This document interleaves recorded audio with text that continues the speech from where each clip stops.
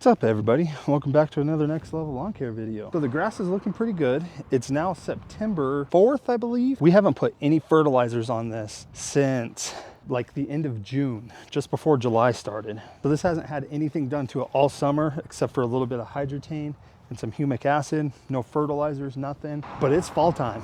It's time to dominate, and we got to overseed a little bit. Still have a few bare spots in through here that we need to fix. So I'm going to show you a mixture that's going to incorporate the double dark method, getting our lawns that extra dark green, kind of flex on the neighbors a little bit, and still allow us to get some seed in here, get it germinated and growing up healthy. So let's get it going. So the front's not even the worst of it. This has been the biggest issue spot in my yard since I did the renovation this spring. If you remember back to the video where I talked about the summer heat was starting to kill my grass, I think that's what happened here. I'm still not entirely convinced because there's some weird things going on in here that I can't explain. My original theory, and I still think is part of the problem here, was that this sprinkler head was kind of missing this area right here with the water. And with it being newly germinated seed, I think that allowed a lot of the issues to set in here where it wasn't getting enough water. It was new grass, baby grass, and the root system wasn't strong, just stressed out and checked out. But since then, if you see these little tufts of grass here and there, this stuff has kind of just been hanging on, but it doesn't grow. It's been this short, tiny little nothing grass, which it's the perennial rye. It's just not growing. And then you've got these big chunks that came back after we put the Hydratain and everything on them, and they're doing great. But I wasn't entirely sure what was going on. It seemed like the only thing that wanted to come in were these tiny little weeds.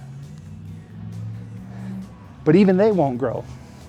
Broadleaf, maybe thistle type weeds that are popping up kind of sporadically in there, but they never get any bigger than this. They just sprout and pout. So I don't know exactly what's going on here, why some of this doesn't want to grow and some of it does. The ground is getting moisture out here. It's not dry. I did do a soil test here, and the only thing that it's showing me is that it's very low in nitrogen and some of the micros still. I did a soil test for this spot on the yard only where nothing's really growing. I'll throw a highlight of that up here. So I don't know, we're gonna overseed it and we're gonna water it like crazy and start feeding it, and hopefully this spot fills in with some grass. So I've got a bag of grass seed here,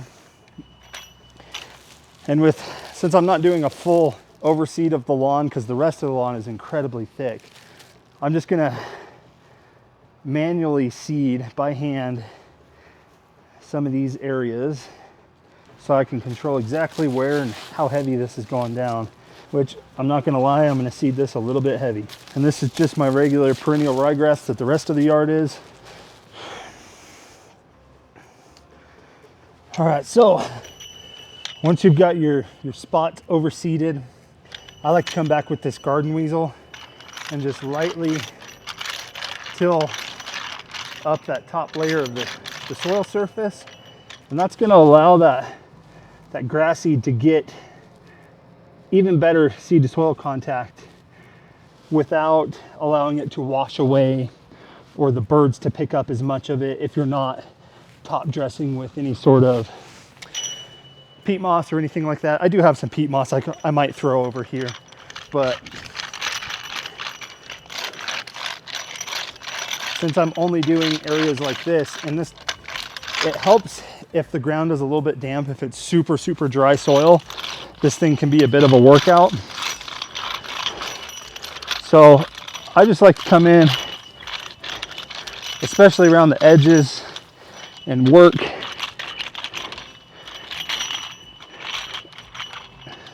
that seed just slightly under the surface to help hold it in place.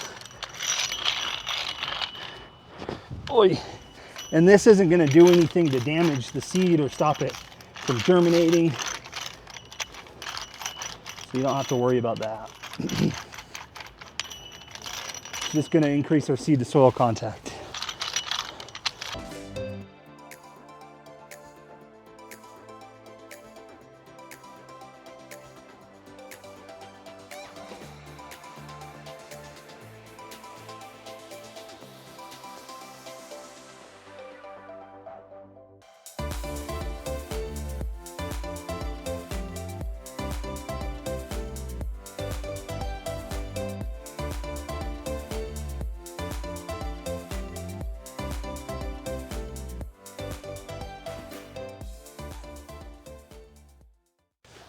Whew. Man, it is hot out here. All right, so we've got all of our spot areas seeded, and we're going to start with the seeding and overseeding pack. That's going to be the 1621-2 Green Pop and the next RGS.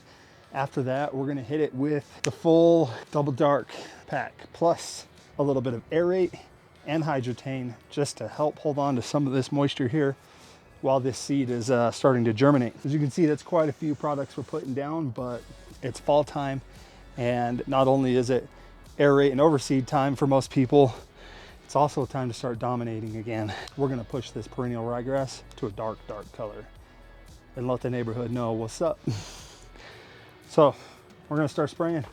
Let's spray it all.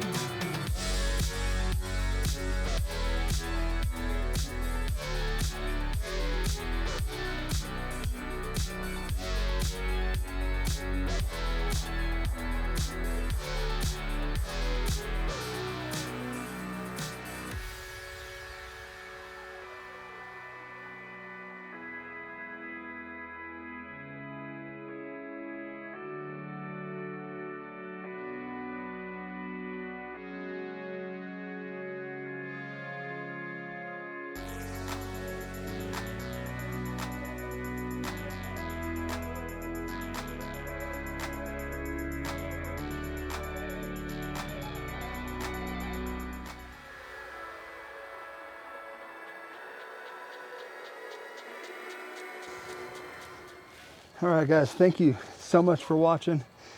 If you're getting out there and you're doing some overseeding today and your lawn isn't totally barren and you have mostly good grass, I really suggest doing this double dark method on top of the seeding and overseeding pack. I still have to come back tomorrow and spray the green effect because that is a foliar application product, and I'm running out of daylight. It's like almost pitch black out here right now, but so I'm going to spray that tomorrow.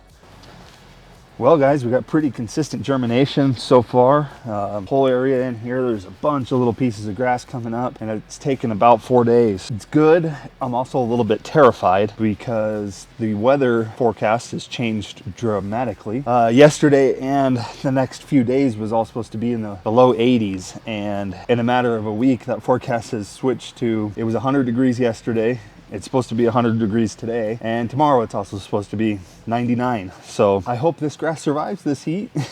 You just can't get a break, can you?